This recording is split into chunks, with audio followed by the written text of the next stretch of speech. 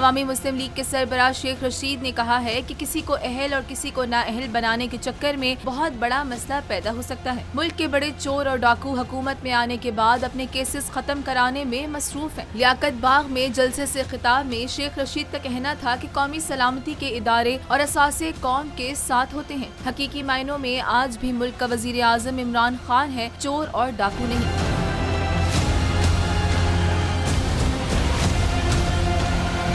साबिक वफाकी वजीर दाखिला ने कहा कि दुनिया का सबसे बड़ा चोर नवाज शरीफ है। इमरान खान जब वजीर आजम था 6% तरक्की हो रही थी। सब इदारों से कहता हूँ रोक सको तो रोक लो, कप्तान दोबारा आने वाला है। इससे कबल शेख रशीद ने अपने ट्वीट में कहा कि पैमरा ने इलेक्ट्रॉनिक मीडिया को नोटिस जारी कर दिए हैं। अहम तरीन फैसला आने से पहले सोशल मीडिया के खिलाफ भी अथॉरिटी बन जाएगी।